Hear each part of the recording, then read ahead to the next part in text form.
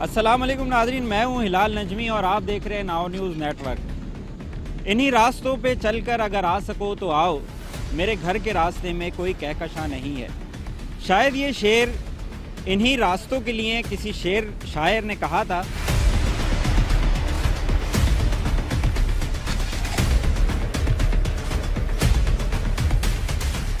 मैं आपको बताऊं कि इस वक्त हम मौजूद हैं कराची के इलाके मलीर में और यहाँ के मुख्तलिफ़ इलाक़ों का हमने सर्वे किया। यहाँ पर सड़कों का बहुत बुरा हाल है। हम लोग मलीर सिटी से दाखिल हुए, मोहब्बत नगर, नादे अली, लियाकत मार्केट, मुख्तलिफ़ इलाक़ों में मुख्तलिफ़ सड़कों का हमने फुटेज भी आप देख सकते हैं कि शदीद तरीन टूट फूट का शिकार है। यहाँ के लोग, यहाँ के मकीन जो है वो शदीद नाला है यहाँ की इंतज़ामिया से।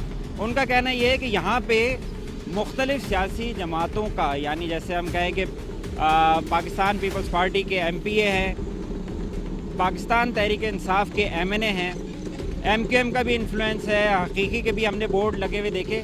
लेकिन कोई भी सियासी जमात, जो कि मुख्तलिफ़ सियासी जमातें यहाँ पे इनका कहना ये है कि ये वोट मांगने आते हैं, लेकिन वोट मिलने के बाद कोई नज़र नहीं आता।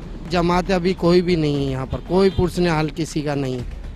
भाई यहाँ पर अपने तौर पे खड्डे बंद करना है तो कहीं से मलबा उठा के डाल दो, हाथ से बचा लो।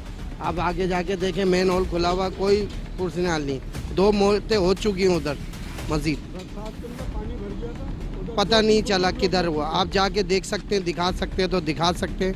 उधर इतना गहरा खड्डा कि बंदा जाएगा, वापसी आने की उम्मीद नहीं है। यहाँ का रोड का हाल देख लें, आए दिन यहाँ हादसे होते रहते हैं। ये अभी एक रिक्शा वाले भाई ने जो है 4 गधा गाड़ी ला के मलबा डाला, जिससे कुछ आज ट्रैफिक सही दिख रही है। ट्रैफिक यहाँ बिल्कुल जाम होती है।